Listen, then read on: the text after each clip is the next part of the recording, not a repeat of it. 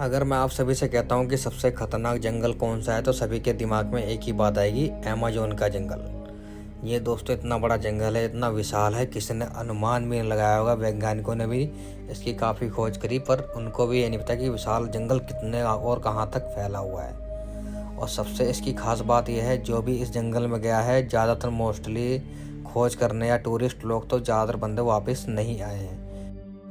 इस जंगल के बारे में बहुत से लोगों ने कहानियाँ सुनी है, किस्से सुने हैं, तो उसमें से 75% स्टोरी जितनी होती हैं सारी सही होती हैं।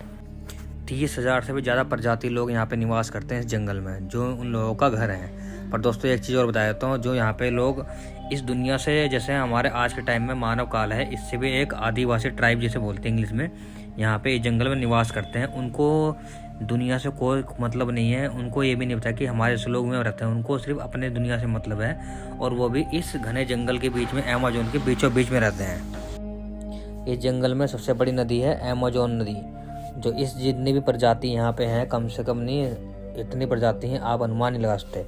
और दूसरी बात, कई बार आपने फिल्मों में भी देखा होगा इस अमेज़न नदी के बारे में, यहाँ पे एनाकोंडा भी मूवी इसी के ऊपर शूट हुई थी अमेज़न के जंगल में।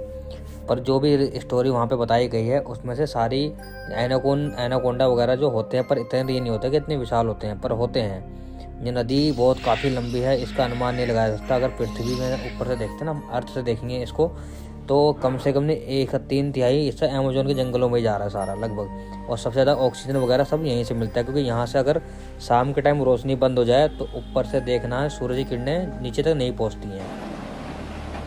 और जो निवासी अमेज़न के जंगल के आसपास रहते हैं उनको जंगल में जाने से काफ़ी डर लगता है। शाम होते ही वो जंगल से अपने एरिया के दायरे में ही रहते हैं। और यहाँ पे जो लोग रहते हैं, जो ये सर्च करने आते हैं वैज्ञानिक वगैरह, उनके लिए बहुत ही खतरा होता है। वो थोड़ा संभल के पैर रखते हैं। अगर आजू बाजू कहीं भी पैर गलत पड़ गया तो यहाँ पे भाई सब इतने कीड़े बिच्छू होते हैं जिनसे क्या काटने से क्या हो जाए किसी को भी नहीं पता होता।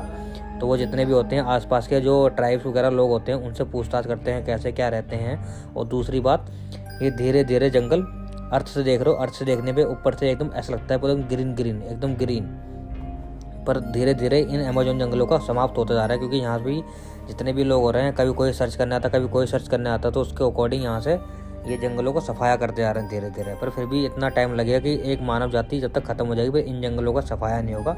और दूसरी बात, यहाँ पे जितने भी आसपास जितने भी सर्च करने आए हैं तो मोस्टली वैज्ञानिक लोग ही आते हैं, कि नॉर्मल आदमी का इस जंगल में आना, प्रवेश करना बहुत ही खतरनाक हो सकता है।